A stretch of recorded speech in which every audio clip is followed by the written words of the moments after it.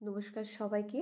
আমি Payel Chakraborty, community health officer of Jhargram, West Bengal. Welcome to my channel nursing classes in Bengali. তো আজকের যে ভিডিওটি সেটি একটি গুরুত্বপূর্ণ ইম্পর্ট্যান্ট নোটিশ তোমাদের সামনে আমি নিয়ে এসেছি। তো দেখো, অনেক দিন ধরেই কিন্তু রিক্রুটমেন্ট বন্ধ আছে।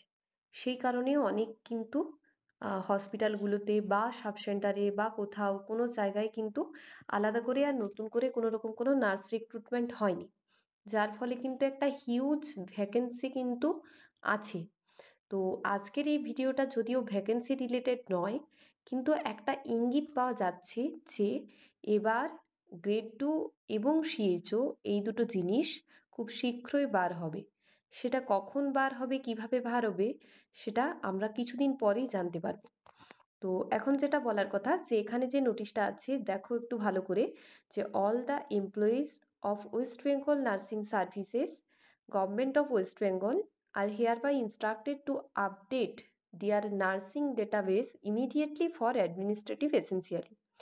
তো এটা একটা গভর্নমেন্ট অফ ওয়েস্ট বেঙ্গলের directorate of health service nursing সেকশনের স্বাস্থ্য ভবনের একটা নোটিশ, যেখানে বলা হয়েছে যে সমস্ত ওয়েস্ট বেঙ্গলের নার্সিং সার্ভিসের যত সমস্ত এমপ্লয়ি আছে তাদের সবাইকে ইনস্ট্রাক্টেড করা হয়েছে যে সমস্ত ধরনের ডিপার্টমেন্টের যে নার্সিং ডেটাবেস, অর্থাৎ কোন ভাগে কতজন করে আছে এবং কতজনের দরকার, সেই যে প্রতি বছরই এটা করা হয়, জুলাই আগস্টে এটা প্রতি বছরই করা হয়।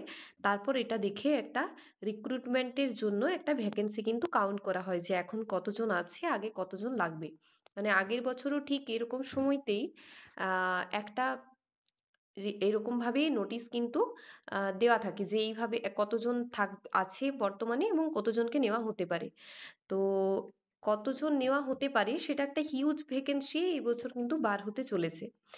আর এটা জাস্ট একটা আপডেট, মানে তোমরা এটা দেখে একটু হলেও বুঝতে পারছো যে এবার একটা ভ্যাকেন্সি কিন্তু বার হওয়ার সম্ভাবনা আছে, যেটা আমরা একটা আভাস কিন্তু পাচ্ছি। এবার দেখো লেখা আছে যে in this regard all nursing administrator, nursing superintendent, PNO, DPHNO are requested to look after the process of updating the nursing database of concerned employees. তাহলে যত সমস্ত এমপ্লয়িরা আছে কোন ডিপার্টমেন্টে কত, সেই সমস্ত কিন্তু সমস্ত ভাগেই, যে কোন জায়গায় টিচার, নার্সিং রিলেটেড টিচার কতজন আছেন, কতজন ল্যাব টেকনিশিয়ান আছেন, কতজন নার্সিংয়ের আলাদা আলাদা ডিপার্টমেন্টে ওয়েস্ট বেঙ্গলে ঠিক কোথায় কতজন মেডিকেল কলেজগুলোতে আছেন, তো সেই রিলেটেডই এটা একটা খবর।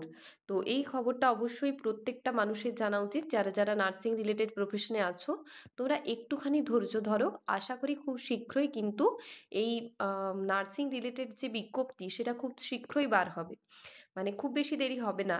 The matter should be treated as urgent, মানে এটা দেখো, এটা আর্জেন্টলি কিন্তু বলা আছে যে আর্জেন্টলি কিন্তু করতে হবে। তাহলে বুঝতেই পারছো যে আর্জেন্ট কথাটা দেওয়া মানে কিন্তু আহ, একটা ব্যাপার আছে যে অলরেডি একটা রিক্রুটমেন্ট হবে। হুম। তো সেই জন্যই তোমরা যারা আছো তোমরা অবশ্যই বাড়িতে বসে একটু ইন্টারভিউর জন্য প্রিপারেশন নাও, অথবা এক্সামের জন্য প্রিপারেশন নিতে পারো। যেহেতু এখানে পুরো জিনিসটা বলে দিয়েইছে ওরা, তাহলে সেক্ষেত্রে আমার মনে হয় যে ভ্যাকেন্সি খুব তাড়াতাড়ি একটা বেরোবে। যদিও এটা প্রতি বছর বার হয়, কিন্তু যেহেতু এই বছর একটুখানি 2-3 বছর নিয়োগ হয়নি, সেক্ষেত্রে একটা হিউজ চান্স আছে যে এবছর একটা পুজোর পরেই বা পুজোর আগেও হয়তো বেরোতে পারে। এবার অনেকেরই কোশ্চেন আছে যে দিদি গ্রেড 2 কবে বেরোবে, পুজোর আগে কি বা পুজোর পরে কি বেরোতে পারে? তো দেখো একটা জিনিস, যে গ্রেড 2টা অ্যাকচুয়ালি পুজোর আগে বেরোনোর সেরকম চান্স নেই সেটা বলবো না, চান্স আছে, কিন্তু পুজোর পরেও এটা বেরোনোর একদম অনেকটা চান্স আছে। 99% চান্স আছে এটা, যে খুব তাড়াতাড়ি এটা বেরোবে, ডিসেম্বরের মধ্যেই কিন্তু গ্রেড 2 কিন্তু অবশ্যই একটা বিজ্ঞপ্তি বেরোবে।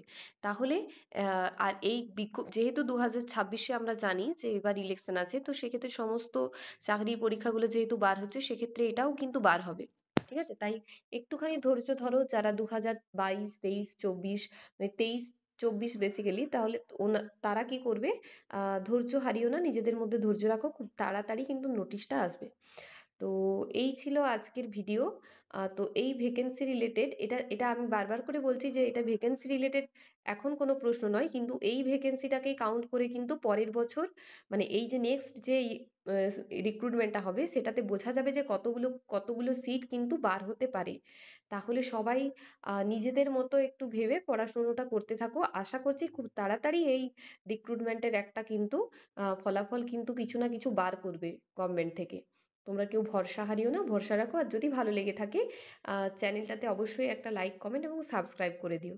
ধন্যবাদ সবাইকে।